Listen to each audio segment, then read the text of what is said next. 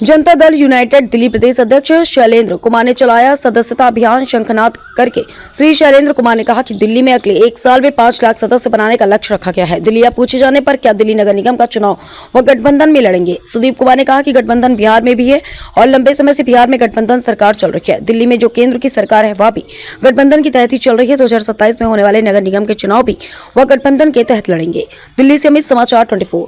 United की दिल्ली प्रदेश के अंदर शंखनाद के साथ और मंत्रों के उच्चारण के साथ बुद्धिजीवी पर आज आपकी पार्टी ने देखें, एक्चुअली हम लोग एक सनातन हैं, एक सनातन धर्म से बिलोंग करते हैं और हम लोगों ने शुरुआत किया है पूरे दिल्ली में महासदस्यता अभियान। हमारा जो है 5 लाख से ऊपर लोगों को सदस्य बनाने का लक्ष्य है। तो सनातनी होने के नाते मुझे ऐसा लगा कि मंत्रोच्चारण के साथ, शंखनाद के साथ हम लोग इस रण में उतरे तो शायद मजबूती से हम लोग विजय होंगे और लक्ष्य को प्राप्त करेंगे। इसीलिए इन कार्यक्रमों का आयोजन।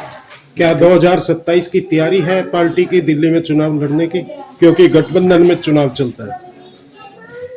गठबंधन तो चूंकि हमारा है ही, आप सभी लोग जानते हैं कि बिहार में भी गठबंधन की सरकार है काफी लंबे अरसे से, और केंद्र में भी अभी जो सरकार चल रही है वो हमारे सहयोग से ही चल रही है, गठबंधन ही है।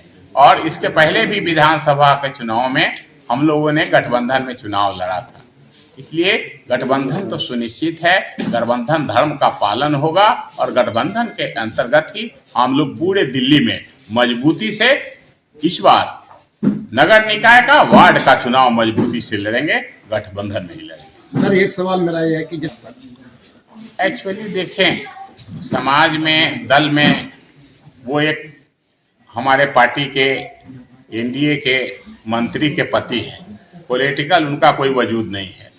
और आप जानते हैं कि दुनिया में, धरती पर अपवाद सब जगह होता है।